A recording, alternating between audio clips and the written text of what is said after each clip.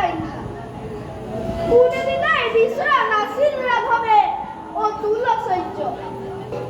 নাই কোনো আক্ষেপ মনত আদরি লৈছে বনবাসী জীবন কিন্তু ভাই তারা পড়িলে মনত ভাতৃ ভরত সত্যমনৰ স্নেহ নামু দহি উঠে ৰামৰ পৰা পড়িলে মনত সেই অযোধ্যাবাসীৰ কথা মন মোৰ ক্ষণিকৰ বাবে হলো হৈ বিচলিত ভাই আৰু কি জানা ভাই প্ৰকাশ কৰক দাদা যেতিয়া জানকী হওঁ মুখামুখি বনৰ কৰ্তব্যৰ প্ৰতিপল হাঁহি মুখে যে কৰিব খোজে গ্ৰহণ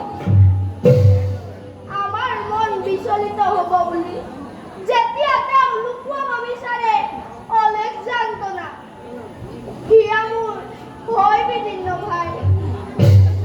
আৰু ভাই দাদা মোৰ লগত ছায়া যেন হৈ কিয়নো বাচিলা তুমিয়ে বনবাসী জীৱন ঘূৰি যোৱা ভাই ঘূৰি যোৱা তুমি নিজ ৰাজ্যলৈ এৰি আহি প্ৰিয়তমা পত্নী উৰ্মিলা নালাগে নালাগে অকাৰণে বনবাসী হ'ব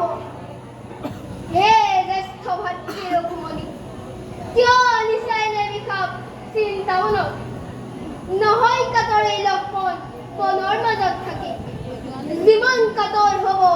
দাদা ৰাঘৱ নাথাকিলে কাষত দাদা ৰাঘৱ নাথাকিলে ক্ষমতে কোনো ৰ'ব জীৱন লক্ষ্মণৰ আজীৱন তোমাৰ চৰণ সেৱাই ব্ৰত মোৰ কৰিছো কাতৰ দাদা নকৰিব বিচলিত মোক আপোন ধৰ্মৰ পৰা সকলো বুজো ভাই